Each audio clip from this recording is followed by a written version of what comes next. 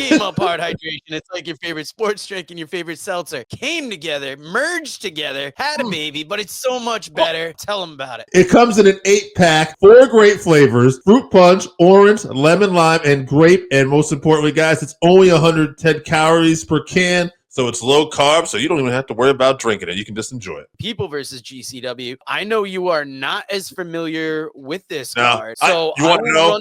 You want to know before we even get into it, though, what pops in my head as someone who's not familiar with this card? It's gonna pop in my head right there.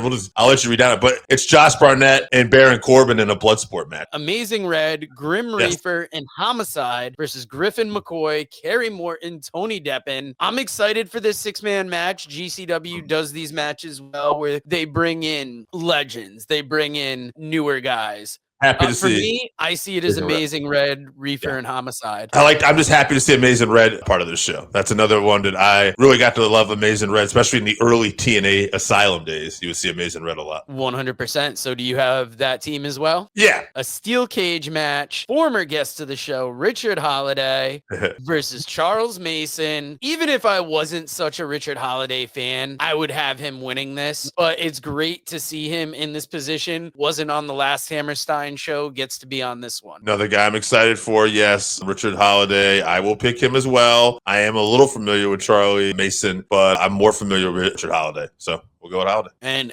Megan Bain versus Atticus Kogar. Yes. This is going to be a great match. We saw Megan Bain on AEW this week. We will talk about it later. She is a presence in the ring. Definitely has the size advantage on Kogar. And I see her taking this win here. I'll go. We're going to keep agreeing for now because I was excited to see Megan Bain a part of this card as well. And let's see if the agreements continue, because you have Masato Tanaka versus Joey Janela. I cannot wait for this match. This might be like the match of the night that I'm most excited I actually forgot about this when I read this. I was like, this is Masato Tanaka from the old FMW, ECW days, matches with Mike Awesome, cracking chairs over their head, trying to give each other brain damage. Yeah, I'm excited for this. I gotta believe Joey Janela goes over here, though. You could disagree. Maybe Joey puts them over. I don't know. It's tough because, like, you would think Janela would win. Just to be different, I'm going to go with Masato Tanaka, so not everything's in agreement. Okay. A very interesting match midway through this card. Matt Cardona versus question mark. Yeah, no clue. I think you already know what my prediction is. Ricky Starks. No, I had versus Chris Jericho for the ROH title, and Cardona wins the ROH title in the Hammerstein Ballroom. Yeah. Huge moment. Funny you say that, because I was actually thinking that'd be really cool, but I also thought to myself, that's not going to happen now. So I'm just not going to go with it. I'd like to say that's cool. I don't know what they got planned. You know what? I'll go with a surprise. How about this? WWE's playing nice with everybody these days. Chelsea Green makes a surprise appearance, and we have an intergender match between Chelsea and Cardona. Ooh, okay, I like it. And who do you have winning that, Cardona or Green? Well, call it a smudge. There'll be something will happen. No winner. Okay, very interesting. I don't even have a category for that, so I'm gonna have to. Chelsea Green. Chelsea Green wins. We'll go Chelsea. We'll say no contest. She's doing Matt's doing the job. All right, we have another. This is gonna be an interesting match. Little Guido, Tajiri, and Super Crazy versus Arez, Ringo Loco, and Jack Cartwheel. I'm going to go Cartwheel, Rez, and Ringo Loco because I think the newer guys will probably go over in this situation. I'm going to agree, but I think this match is going to be like one of a few standout matches. That'd be great. Okay, we have a Bloodsport match, which you brought up earlier. Yeah, Josh Barnett versus Tom Pestock, the former Baron Corbin. I'll go Barnett, although if you really want to get people talking, it would be interesting if the former Baron Corbin beat Barnett at a Bloodsport match here. But I'll go Barnett. I'm going to be different on this one. I'm going to say Tom Pestock. I feel like, this is a big moment. This will get eyes on the product. People will be talking about this. Sure. I feel like there's already eyes on this match since this was announced. That's just me, though.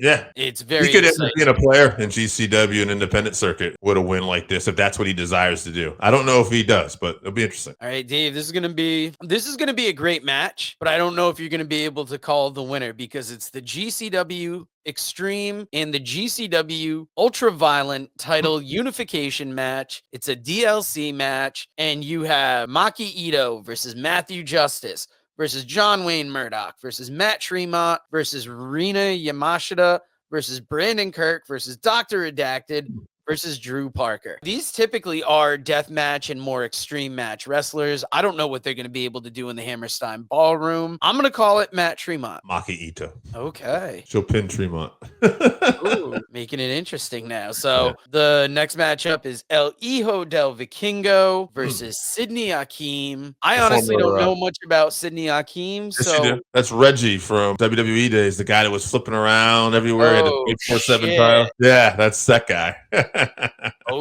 I'm all of a sudden now much more interested in this match. Who's he wrestling again? I'm sorry. El Hijo del Vikingo. Okay, I'll go Hijo del Vikingo. I'm gonna give it to the same person, Dominic Guarini and Kevin Koo. Violence is forever. Former guest of the show, Dominic Guarini and Kevin Koo versus former guest of the show, Alec Price and Cole Radrick. We got former guests all over this. It's for I the got Cole and Alec. All right, it's for the tag team championships. Cole and Alec. Cole and Alec are taking it. Taking it. What do I know?